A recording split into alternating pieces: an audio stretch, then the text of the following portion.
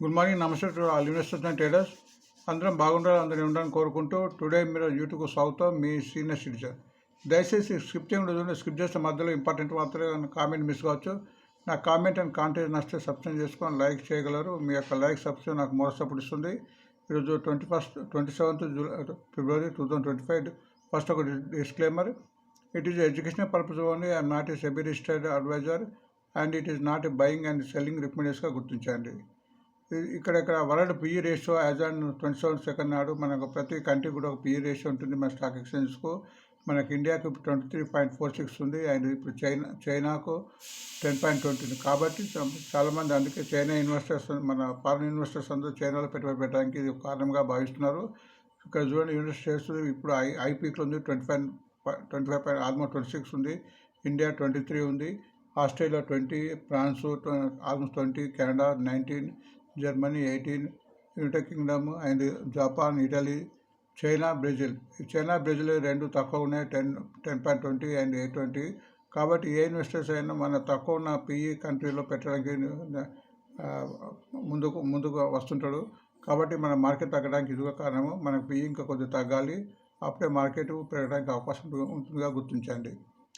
And మన business index USA, European, Asia market 3 market చూస్తున్నాం. ఈ 3 మార్కెట్గా మనకు ఇంపార్టెంట్. సో వీటి యొక్క గమనం మన మార్కెట్పై పడే అవకాశం ఉంటుంది. నేను డౌ జోన్స్ ఆల్మోస్ట్ మిక్స్డ్గా ఎండ్ అయింది. డౌ జోన్స్ 188 డౌన్లో అయింది, నాస్డాక్ 49 పాయింట్స్ అప్లో and S&P 1 up. But European market గ్రీన్లో ముగిసింది. ఇంగ్లాండ్, ఫ్రాన్స్ అండ్ జర్మన్ 63, 93, 384 చొప్పున అప్లో ముగిసింది గుర్తించండి.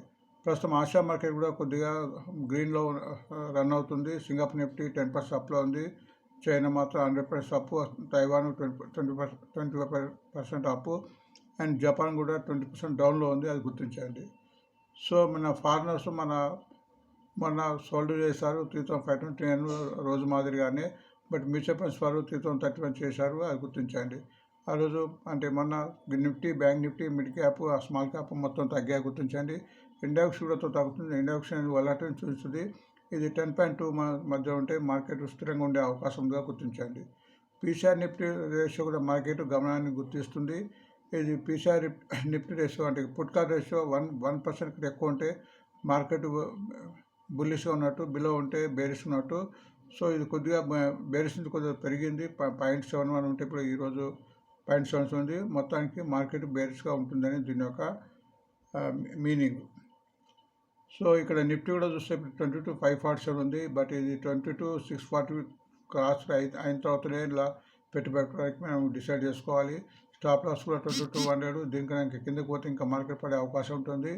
నిఫ్టీ కూడా 48,690 ఉంది, బట్ ఇది ఆ రెసిస్టెన్స్ 49,648 దాటిన తర్వాత మార్కెట్ పెరిగే అవకాశం ఉంటుంది. స్టాప్ లాస్ 47,898గా గుర్తించండి. మీకు ఇక్కడ gold B and silver B కూడా మీకు ఇన్ఫర్మేషన్ ఇస్తున్నాను. గోల్డ్ కూడా ఇప్పుడు ఈ మధ్య చాలా గోల్డ్ సిల్వర్ పెరుగుతుంది.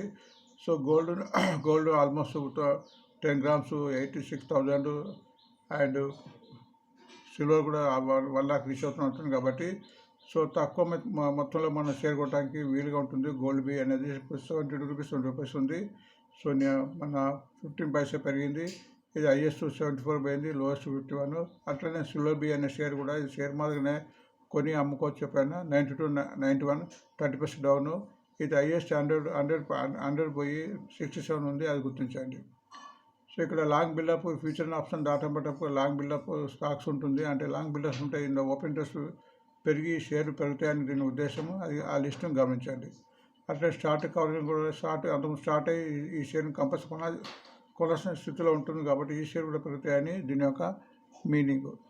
లాంగ్ అన్వైండింగ్లో ఇక్కడ ఓపెనింగ్స్ తగ్గేసి షేర్ తగ్గుతాయని ఈ లిస్టు చెప్తుంది. షార్ట్ బిల్డప్లో కూడా బిల్డ్ అయ్యి ఈ షేర్ కూడా తగ్గే అవకాశం ఉంటుంది, అది గుర్తించండి. ఇది ఫ్యూచర్ అండ్ ఆప్షన్ డాటా ప్రకారము, అది గుర్తించండి. సో మన హైయెస్ట్ డెవలప్ కింద షేర్లు సుమారు 72 నుంచి 82% ఈ స్టాక్లో హైయెస్ట్ డెవలప్ జరిగింది. కాబట్టి ఎప్పుడైతే హైయెస్ట్ డెవలప్ జరుగుతుందో అక్కడ ముందు పెరుగుతాయని దీని యొక్క ఉద్దేశం. టుడే బ్యాండ్లో షేర్లు మన్నపురం ఫైనాన్స్ ఉంది. ఫ్యూచర్ ఆప్షన్ బ్యాండ్లో ఉంటుంది. ఈ బ్యాండ్లో ఉన్నప్పుడు కొనడానికి వీలు ఉండదు, అమ్మడానికి వీలు ఉంటుంది. బట్ క్యాష్ సెక్షన్ తీసుకోవచ్చు. ఫ్యూచర్ ఆప్షన్స్ బ్యాండ్లో జనరల్గా షేర్ తగ్గుతుంది. బట్ మన్నపురం ఫైనాన్స్ దీనికి భిన్నంగా విరుద్ధంగా పెరుగుతుంది, అది గుర్తించండి.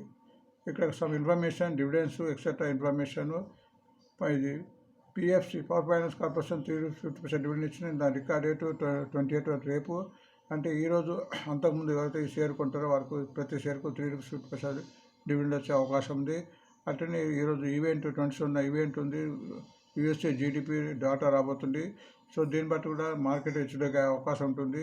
అండ్ ఇండియా జీడిపి కూడా 28 నాడు ఉంది, అంటే రేపు ఉంది. కాబట్టి మన మార్కెట్కు హెచ్చుతగ్గులు అయ్యే అవకాశాలు ఈ ఈవెంట్ మూలంగా ఉండే అవకాశం ఉంది.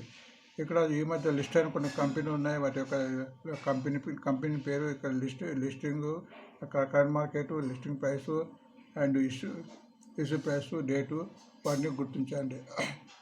సో ఈ వార్తల తర్వాత కూడా మళ్ళీ మన బిజినెస్ వార్తలు అండ్ టెక్నికల్ అనాలిసిస్ ఒక వీడియో వస్తుంది. ఆ వీడియో కూడా మీరు గమనిస్తున్నారని, అది మీకు అనుగా ఉంటుందని 2 వీడియోగా చేయడం జరుగుతుంది. So thanks for watching.